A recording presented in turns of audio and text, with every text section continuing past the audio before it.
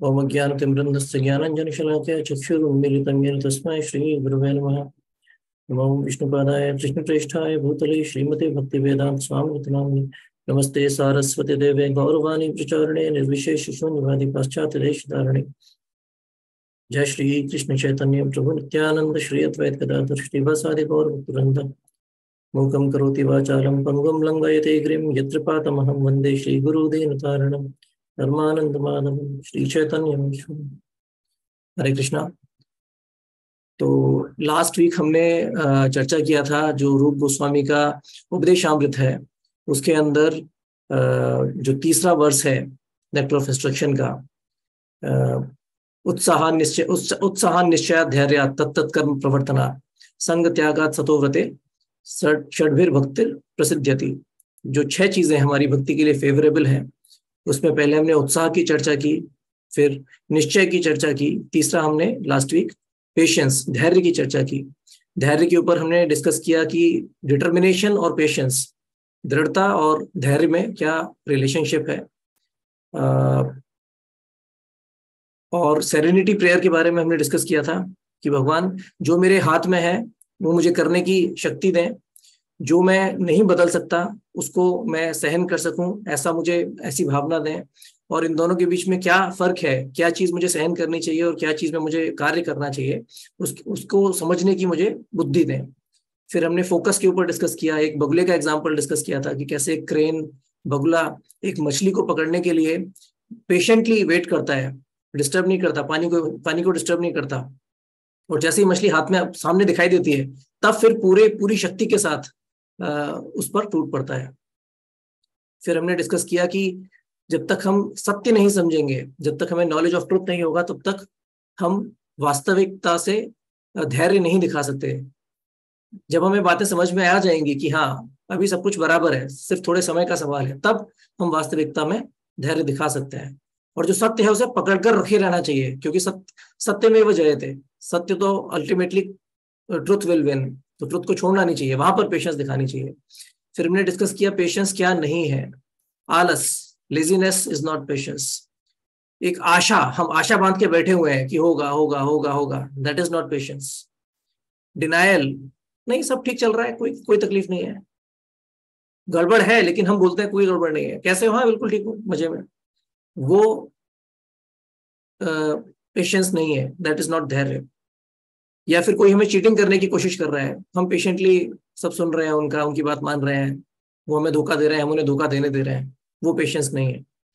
तो आज हम रिलेशनशिप्स के ऊपर चर्चा करेंगे कि पेशेंस, रिलेशनशिप्स में कैसे पेशेंस दिखाएं।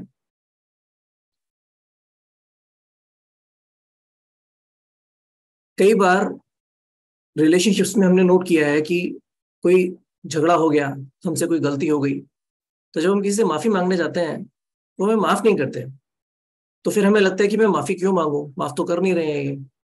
कई बार बोलते हैं ना लोग, तुम्हारे सॉरी बोलने का फायदा क्या, यू डोंट मीन इट, तुम सॉरी बोलते हो, बार बार सेम चीज करते हो, दफा हो जाओ। जब आपने सॉरी नहीं बोला, माफी नहीं मांगी, तब थोड़े डिस्टर्ब है वो, जैसे ही आपने माफी मांगी तो उनका डिस्टर्बेंस बहुत ज्यादा बढ़ जाता है, क्रोध बहुत ज्यादा बढ़ जाता है। तो कई बार लगता है कि माफी मांगूंगा तो और ज्यादा गुस्सा करेंगे, तो माफी क्यों मांगू। लेकिन हमें समझना चाहिए कि सामने वाला व्यक्ति अगर ज्यादा गुस्सा दिखा भी रहा है हमारी माफी मांगने पर, लेकिन उसका हृदय पिघल रहा है। अगर हम माफी नहीं मांगेंगे तो उसका हृदय कठोर बना रहेगा, उसके मन में जो हमारे प्रति ग्रज है, जो बुरी भावना है, वो बनी रहेगी। लेकिन जब हमने माफी मांगी, भले ही उसका गुस्सा थोड़ी देर के लिए भड़केगा, लेकिन अंदर से वो व्यक्ति शांत हो रहा है। तो इस ऐसा सोचकर कभी ऐसा नहीं करना चाहिए कि मैं माफी ना मांगू। जैसे एक एग्जाम्पल देते हैं प्रभु जी कि जब हम मक्खन से घी बनाते हैं, कई बार आनंद प्रभु ने एग्जाम्पल दिया है, तो मक्खन भी अच्छा है, घी और भी ज्यादा अच्छा है, लेकिन जब मक्खन से घी बनाने की प्रक्रिया बीच में चालू होती है तो बीच में उसके अंदर बहुत बदबू आने लगती है, सब काला काला हो जाता है। तो हमें पकड़ के धैर्य के साथ उस काले काले जो भी निकलता है, जब हम मक्खन को गैस पे रखते हैं, धीरे धीरे धीरे धीरे उसको हटाना चाहिए पेशेंस के साथ। और ये साइंस हमें पता होना चाहिए कि हाँ हमेशा ऐसा होता है, और ये काले की एक बार निकल जाएगी तो जो बचेगा वो होगा शुद्ध घी। तो उसी तरह हम कई बार कुछ ऐसी चीज करते हैं, हम अनर्थों के साथ, कई बार डिवोटीज बोलते हैं कि डिवोटी नहीं था तब अनर्थ कम थे, अब जब से भक्ति चालू करी है, जब से नाम जब चालू किया तो अनर्थ ज्यादा निकल निकल के बाहर आ रहे हैं। ऐसा नहीं है कि अनर्थ बढ़ गए हैं, वो निकल के बाहर आ रहे हैं तो दिखाई ज्यादा दे रहे हैं। कॉकरोचेस घर में कभी आप देखिए, कॉकरोच कभी किचन में या कहीं हो जाए तो आपको दिखते हैं, कभी कभी दिखेंगे, लेकिन जब आप कॉकरोच साफ करने की एक मुहिम छेड़ देते हैं तो हर अलमारी को खोलेंगे, हर जगह से कॉकरोच निकालने का कोशिश करेंगे, तो ऐसा लगेगा कॉकरोच बढ़ गए। वो बड़े नहीं है, छुपे बैठे थे, तो निकल के बाहर आ रहे हैं, दिख रहे हैं, तो तकलीफ ज्यादा हो रही है। या आपकी प्लेट में, बोल में, आपके पास एक बोल है खिचड़ी का, उसमें बहुत गर्म खिचड़ी है, तो उसकी जो सतह होती है वो थोड़ी ठंडी हो जाती है, लेकिन अंदर से बहुत गर्म रहती है। जब आप उसकी सतह को छेद करके चम्मच से अंदर से खिचड़ी गरम गरम निकालेंगे तो लगेगा अरे ये तो ज्यादा गर्म हो गई। वो ज्यादा गर्म नहीं होती, वो अंदर की गर्मी बाहर निकल रही है, लेकिन जितनी अंदर की गर्मी बाहर दिखाई देगी उतनी जल्दी ठंडी होगी। तो उसी तरह जब हम किसी से माफी मांग रहे हैं तो उनके अंदर की गर्मी बाहर निकलती हुई दिख रही है, लेकिन अगर हम प्रोसेस कंटिन्यू रखेंगे, उनके सामने झुके रहेंगे, तो वो जल्दी हमें माफ कर देंगे। तो हमें छोड़ना नहीं चाहिए, माफी मांगनी चाहिए। ट्रस्ट, ये अपोजिट है उसका एग्जाम्पल। कई बार हम लोगों पर विश्वास करते हैं सिर्फ इसलिए क्योंकि वो कह रहे हैं अरे भाई मेरी बात सुन, मेरी बात विश्वास मान, मैं चीटिंग नहीं कर रहा तुम्हारे संग, भरोसा रखो भरोसा रखो। तो जो बार बार हमारा भरोसा मांगते हैं वो कई बार हमारे भरोसे के काबिल नहीं होते। हमें इसलिए भरोसा नहीं करना चाहिए क्योंकि वो हमसे कह रहे हैं कि हमें धोखा नहीं देंगे। हमें इसलिए भरोसा करना चाहिए क्योंकि हम उनके अंदर कुछ क्वालिटीज देख रहे हैं, हम उनके अंदर क्या ऑब्जर्व कर रहे हैं वो नोट करना चाहिए, क्या वो भरोसे के काबिल है। अगर कोई व्यक्ति, मुझे बहुत समय पहले राधेश्याम प्रभु ने कहा था, अगर किसी व्यक्ति के सेंसेस कंट्रोल में नहीं है तो आप उन्हें ट्रस्ट नहीं कर सकते, क्योंकि वो अपने सेंसेस के हिसाब से चलेंगे। आज उनके सेंसेस कुछ बोल रहे हैं, कहीं किसी और चीज में अट्रैक्ट हो जाएंगे उनके सेंसेस, तो आप उनको ट्रस्ट नहीं कर सकते।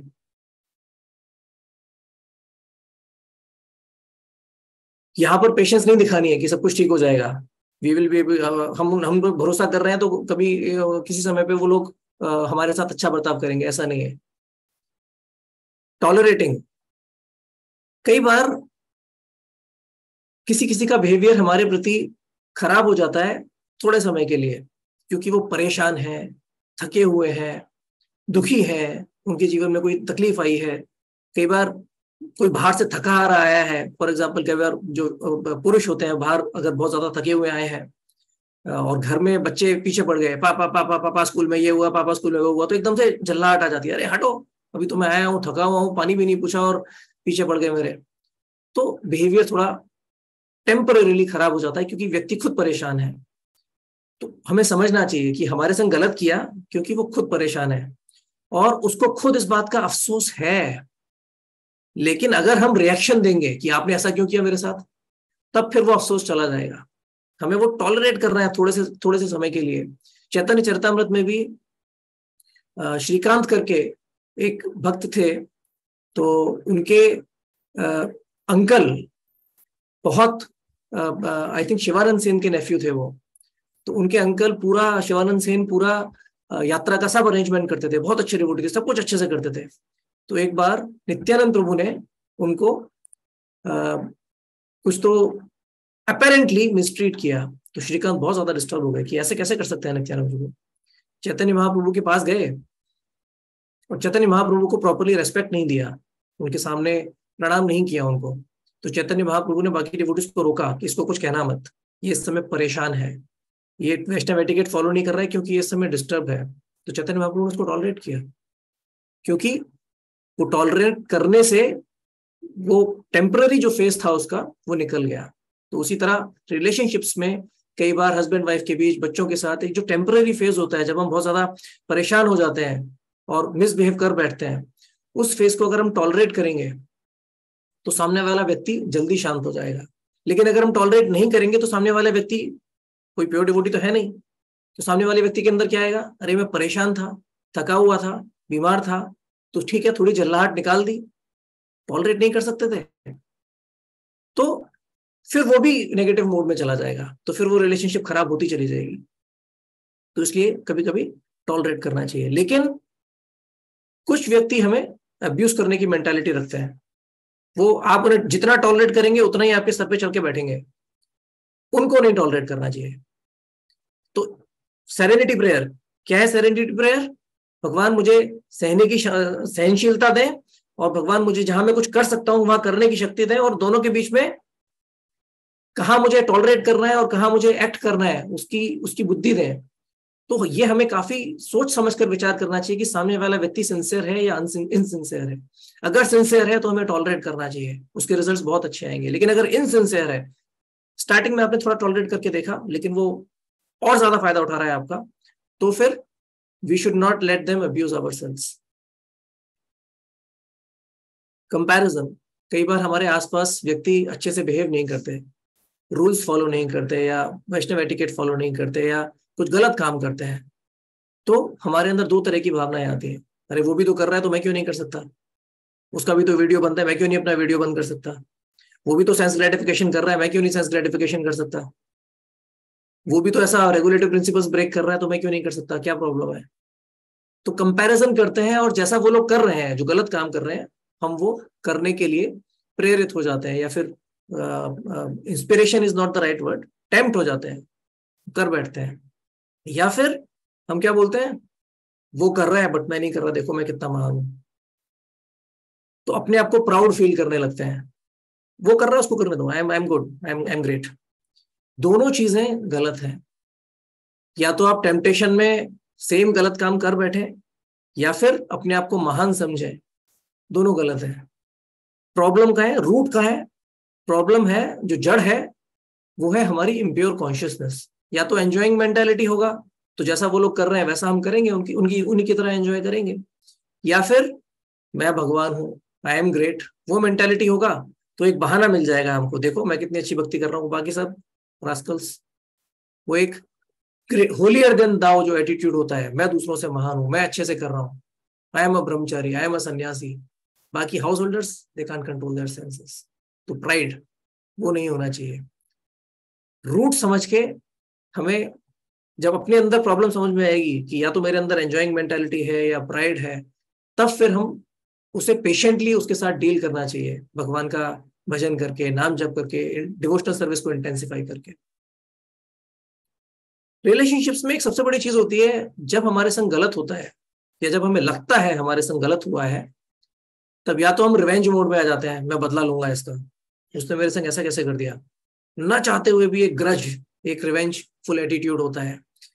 या फिर मेरा तो कोई मेरा कोई सहारा ही नहीं है, ये तो मेरे संग हमेशा होता है, एक विक्टिम मेंटालिटी में आ जाते हैं हम, कि सामने वाला देखो मेरे संग हमेशा करता है, देखो मेरे संग क्या हो रहा है।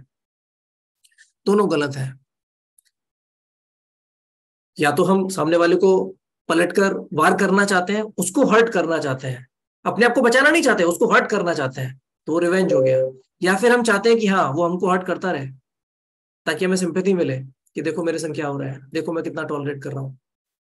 कई बार अगर हम किसी व्यक्ति से नफरत करते हैं और कुछ गलत कर रहे हैं वो, तो हम चाहते हैं कि गलत हो, हम चाहते हैं कि प्रोजेक्ट फेल हो जाए, नुकसान हो जाए, ताकि वो आदमी एक्सपोज तो हो कि देखो कितना गड़बड़ काम कर रहे थे। अपने ऑफिस में, हमारी टीम में, अगर किसी टीममेट के प्रति हमें थोड़ी एनवी है और वो कुछ गड़बड़ कर रहा है जिससे पूरा प्रोजेक्ट फेल हो जाएगा, तो हम चाहेंगे कि प्रोजेक्ट फेल हो, ताकि जिस व्यक्ति के प्रति हम हमारा एनवियस बिहेवियर है वो एक्सपोज हो जाए। तो वी आर नॉट, प्रोजेक्ट अच्छे से चले, टीम अच्छे से बिहेव करे, उससे हमें फर्क नहीं पड़ता, सामने वाले की गलती निकल कर आए, उससे हमें कई बार ज्यादा आनंद की अनुभूति महसूस होती है। क्यों? क्योंकि दिखाई देगा ना कि देखो सारा काम तो मैं करता था, वो व्यक्ति तो कुछ नहीं करता था, अब देखो ना हो गया ना कबाड़ा। तो वो मेंटेलिटी कई बार निकल कर आती है। तो हमें क्या करना चाहिए? दूसरों को हर्ट नहीं करना चाहिए, बट खुद भी अपने आप को भी हर्ट होने से बचाना चाहिए। तो we should not seek revenge, at the same time we should not play a victim. अरे मेरे संग तो हमेशा ऐसा होता है, देखो मेरे संग क्या कर रहा है। हम चाहते हैं मेरे संग कुछ गलत करे, ताकि मैं साबित कर पाऊं, देखो वो मेरे संग कितना गलत करता है। नहीं, हमें अपने संग किसी को दुर्व्यवहार नहीं करने देना चाहिए, सिंपैथी के लिए नहीं करने देना चाहिए। फिर है, हमें समझना चाहिए कि डिवोटीज, स्पेशली डिवोटीज रिलेशनशिप में, डिवोटीज भगवान का भजन कर रहे हैं, भजन करने से क्या हो रहा है? उनका मन शुद्ध हो रहा है। तो जितनी भी प्रॉब्लम्स हैं मन की अशुद्धि की वजह से हैं। मेरे संग प्रॉब्लम है, मुझे कुछ बुरा लगता है क्योंकि मेरा मन अशुद्ध है, सामने वाला मेरे संग गलत कर रहा है क्योंकि उसका मन अशुद्ध है। लेकिन सब लोग, अगर अगर कोई व्यक्ति कीचड़ में गिर जाता है और उसके बाद शावर में खड़ा हो जाता है, तो थोड़े समय का सवाल है, उसके ऊपर पानी गिर रहा है, धीरे धीरे वो साफ हो जाएगा। उसी तरह एक भक्त ने जितनी भी उसके अंदर प्रॉब्लम्स हो, एक भक्ति का प्रोसेस चालू कर दिया है, तो वो भक्ति का प्रोसेस धीरे धीरे धीरे धीरे उसको प्यूरिफाई कर देगा, और थोड़े समय में वो व्यक्ति, उसके अंदर बहुत अच्छे अच्छे हमें गुण दिखाई देने लगेंगे, अगर वो भक्ति सिंसियरली कर रहे हैं तो हमें, जब हम रिवेंजफुल हो जाते हैं या भड़क जाते हैं या उनके प्रति ग्रज रखते हैं, तो कहीं ना कहीं हम उनके भजन में बाधा डाल रहे हैं, और कहीं ना कहीं अपने भजन में बाधा डाल रहे हैं। इसने मेरे संग ऐसा किया था, इसने मेरे ऊपर कीचड़ फेंकी थी, तो वो उस व्यक्ति को शावर से खींच के निकाल लाया, उसको भजन नहीं करने दे रहे। वैसा नहीं करना चाहिए। कितना भी झगड़ा हो, कितनी भी प्रॉब्लम हो, अपना भजन और दूसरे का भजन नहीं रुकना चाहिए, क्योंकि उसी से प्रॉब्लम सॉल्व होगी। ऐसा नहीं है कि अब मैं तुम्हें देख लूंगा, तो वो देखने के चक्कर में उसका अपने डिवोशनल एटीट्यूड या जो भी वो भक्ति कर रहा है वो आपने डिस्टर्ब कर दी, और खुद भी आप उसी चीज में सोच रहे हैं चैंटिंग में, मैं देख लूंगा, मैं देख लूंगा, मैं देख लूंगा, वो हरे कृष्णा की जगह देख लूंगा चल रहा है। वो नहीं होना चाहिए, हमारा भजन डिस्टर्ब हो रहा है उससे। और ये चीज हमें समझनी चाहिए कि जो भक्त है वो भगवान को प्रिय है। कई बार आपने देखा होगा, जो व्यक्ति बहुत ज्यादा अपोजिट सेक्स से अट्रैक्ट होता है, एक लड़की को इंप्रेस करने के लिए लड़का क्या क्या नहीं करता। लड़की कुछ भी बोलेगी, उसके इशारों पर नाचेगा, वो ये नहीं सोचेगा ये रीजनेबल है या अनरीजनेबल है। लेकिन जब गुरु महाराज को आज्ञा देंगे या कोई सीनियर डिवोटीज को सेवा देंगे, तब उसमें हम सोचने लग जाते हैं, अरे ये तो अनरीजनेबल है।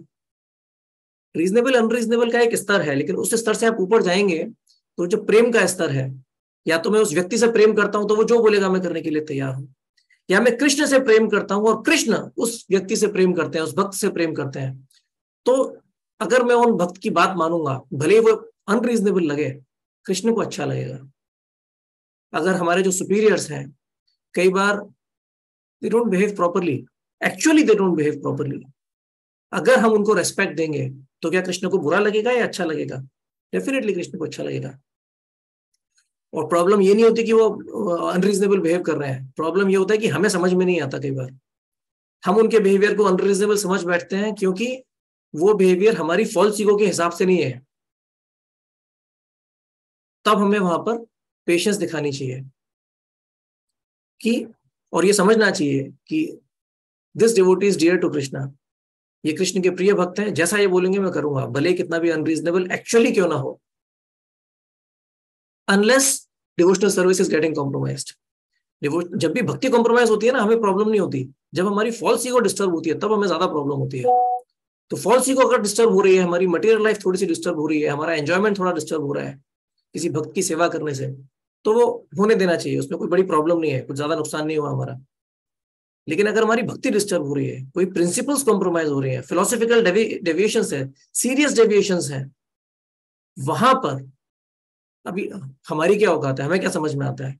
वहां पर हमको जो सीनियर डिवोटीज हैं, दूसरे डिवोटीज जो they are in good standing, उनके साथ जाकर हमें डिस्कस करना चाहिए कि प्रभु ये डिवोटी के संग ऐसा ऐसा हो रहा है, ये डिवोटी सीनियर है बट इनका ऐसा बिहेवियर है, मुझे थोड़ा गलत लगता है, मैं क्या करूं? क्या मेरी समझ में कुछ फेर है या वाकई कुछ गलत हो रहा है? तब वहां पर हमको हाईलाइट करना चाहिए, खुद कोई एक्शन नहीं लेना चाहिए। लेकिन जब तक कोई सीरियस फिलोसॉफिकल डेविएशन या कोई सीरियस प्रिंसिपल्स कॉम्प्रोमाइज नहीं हो रहे, तब तक सिर्फ क्योंकि हमें बुरा लग रहा है, हमें उसका बुरा नहीं मानना चाहिए। Devotees are dear to Krishna. और रिलेशनशिप में सबसे बड़ी प्रॉब्लम क्या आती है? जो हमारे सबॉर्डिनेट्स होते हैं, अगर हम फैमिली के हेड हैं, हमारी डिवोशनल सर्विस बहुत ज्यादा इंटेंस है, तो हमें क्या लगता है, अरे इन लोगों को इतना सपोर्ट कर रहा हूँ, इतना एंकरेज कर रहा हूँ, ये भक्ति में उठते ही नहीं है, सिंसियरली लेते ही नहीं है, सीरियसली लेते ही नहीं है, कब सीरियस होंगे? तो एक बार ऐसी किसी डिवोटी ने राधानाथ महाराज को एक प्रश्न पूछा था कि महाराज, कई बार हम लोग अपनी फैमिली को ऊपर उठाने का कोशिश करते हैं, लेकिन वो लोग उतना करते नहीं है, उतना सीरियसली डिवोशनल सर्विस को लेते नहीं है, कब वो लोग सीरियसली ले पाएंगे? तो राधानाथ महाराज ने बोला, मेरे संग भी यही प्रॉब्लम है, मैं भी यही सोचता हूँ कब तुम लोग अपना स्टैंडर्ड बढ़ाओगे। मैं भी तुम्हारे संग इतना पेशेंस दिखा रहा हूँ, इतने साल हो गए, लेकिन मैं क्या करूँ? तो ये प्रॉब्लम है। तो इस प्रॉब्लम को थोड़ा सा एनालाइज करेंगे। प्रॉब्लम क्या होता है? कोई भी 100% सिंसियर नहीं है और कोई भी 100% इनसिंसियर नहीं है। जैसा मैंने पहले भी एक लेक्चर में बोला था, हम बीच में है थोड़े सिंसियर हैं इसीलिए भक्ति कर रहे हैं थोड़ी बहुत, और एकदम से हर समय अहेतु की अप्रतिहता भक्ति नहीं कर रहे हैं क्योंकि थोड़ी इनसिंसियरिटी भी है, बीच में है। और जो हमारे सबऑर्डिनेट्स हैं वो भी बीच में है, हम भी बीच में हैं।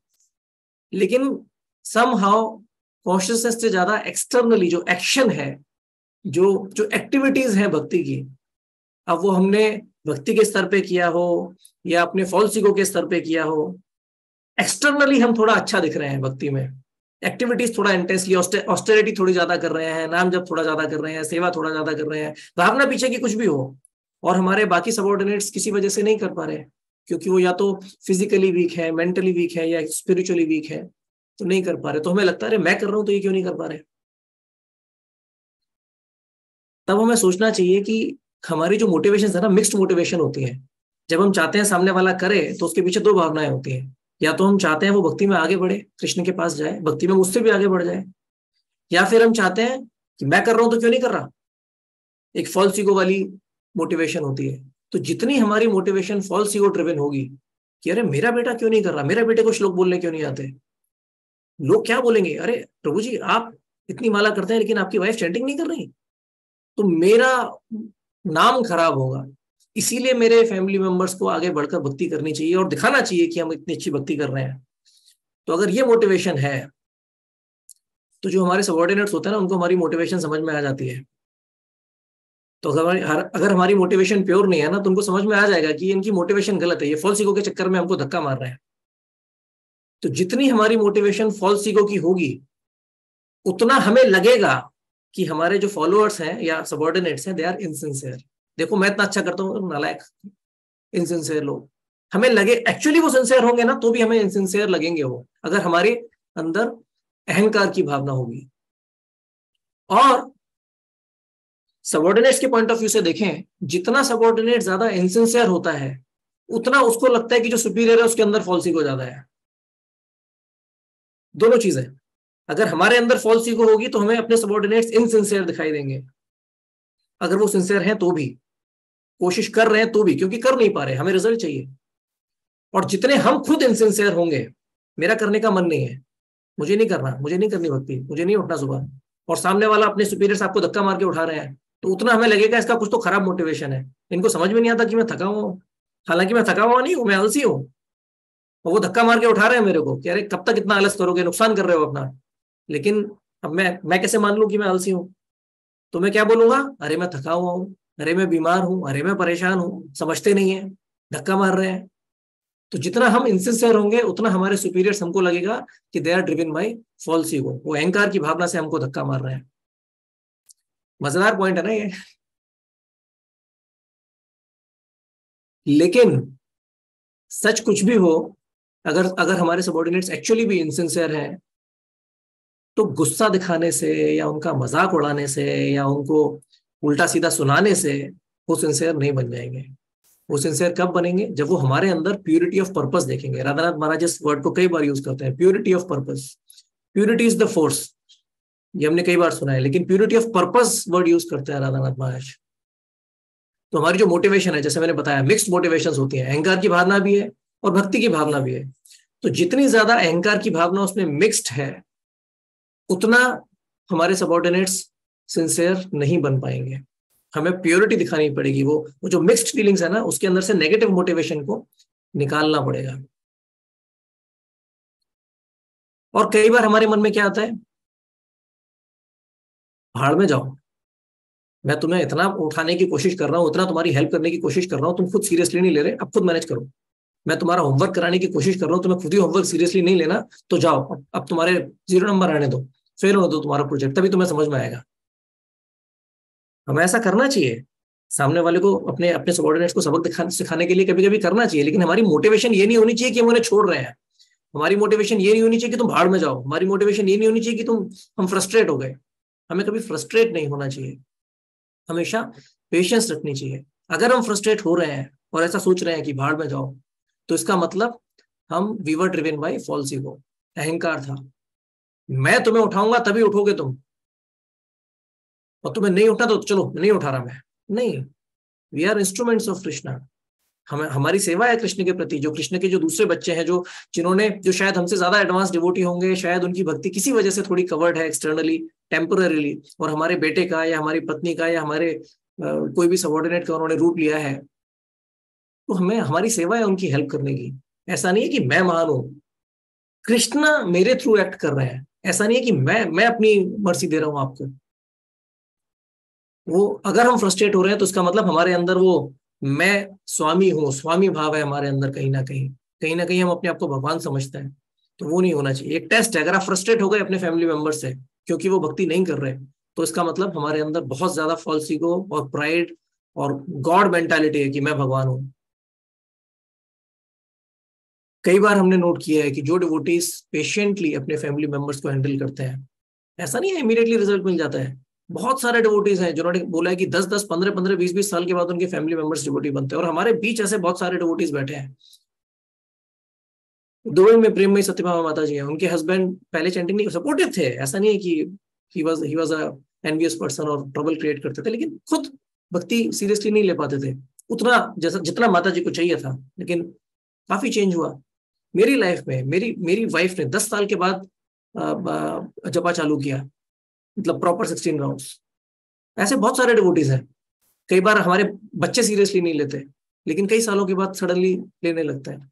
तो अगर हम पेशेंस दिखाएंगे तो शायद हमको रिजल्ट मिलेगा, लेकिन अगर हम इम्पेशेंट हो जाएंगे तो रिलेशनशिप्स खराब हो जाएंगे। Fan the spark. जैसा मैंने बताया, हम सब सेमी सिंसियर हैं। किसी के अंदर थोड़ी ज्यादा आग है, किसी के अंदर थोड़ी कम आग है, किसी के अंदर बस एक छोटा सा स्पार्क है। फुल्ली इनसिंसियर, थोड़ी सी सिंसियरिटी। लेकिन अगर हम उसकी इनसिंसियरिटी पर फोकस करेंगे तो क्या होगा? कुछ नहीं होगा। लेकिन वो छोटी सी जो आंच है, जो बुझने वाली है, उसमें धीरे धीरे हवा करेंगे, तब वो भड़क उठेगी। मिक्स मोटिवेशंस होती हैं, तो उनके अंदर जो जो थोड़ा सा पोर्शन सही मोटिवेशन का है, उसको हमें बुझने नहीं देना चाहिए। ऑब्वियसली उनके अंदर भी फॉल्स ईगो है, हमारे अंदर भी फॉल्स ईगो है, लेकिन अगर आप सामने वाले की फॉल्स ईगो को बहुत ज्यादा हर्ट करेंगे तो क्या होगा? वो भक्ति छोड़ देंगे। उनकी फॉल्स ईगो को थोड़ा सा पैम्पर करने की जरूरत है। इसलिए नहीं क्योंकि हम उनसे अटैच हैं, इसलिए नहीं कि हमें उनसे चाहिए कि देखो मैं तुम्हारा कितना हितैषी हूँ, मैं तुम्हें कितना प्यार करता हूँ। नहीं, वो मोटिवेशन गलत है। लेकिन उनको हेल्प करने के पॉइंट ऑफ व्यू से उनकी फॉल्स ईगो को बहुत ज्यादा हर्ट नहीं करना चाहिए। और जहां भी वो अच्छा काम कर रहे हैं वहां उनको एंकरेज करना चाहिए। और जहां गलत काम कर रहे हैं, अगर हमें पता है वो करेक्शन ले सकते हैं और हमारी रिलेशनशिप है इतनी स्ट्रांग, तो करेक्ट करना चाहिए। अदरवाइज वेट करना चाहिए कि कब कुछ अच्छा काम करेगा, कब मैं इसकी तारीफ करूंगा, कब ये मुझसे प्रसन्न हो जाएगा, कब मुझे प्रसन्न करने के लिए कुछ अच्छा करेगा। Prabhupada was very gentle with devotees. तो कई even non devotees, because Prabhupada was so gentle, just to please Prabhupada, devotees would do anything.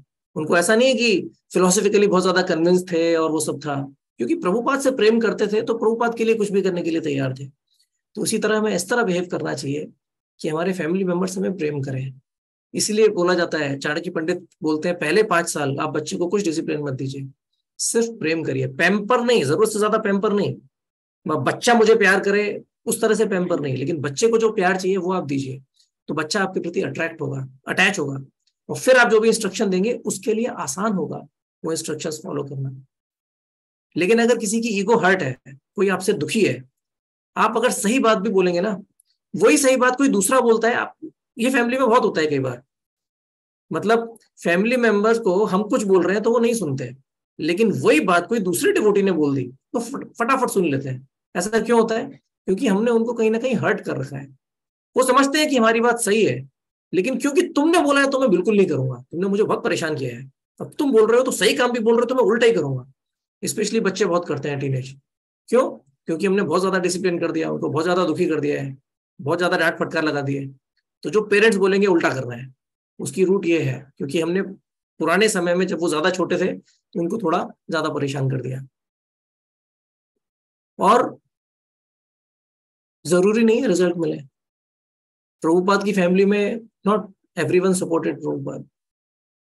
संत तुकाराम, जब संत तुकाराम को लेने के लिए, हमने सुना है कि उनको लेने के लिए जब गोलोक से विमान आया तो उन्होंने कहा कि अपनी पत्नी से तुम भी चलो, तो उन्होंने बोला नहीं, मुझे भैंसों का ध्यान रखना है।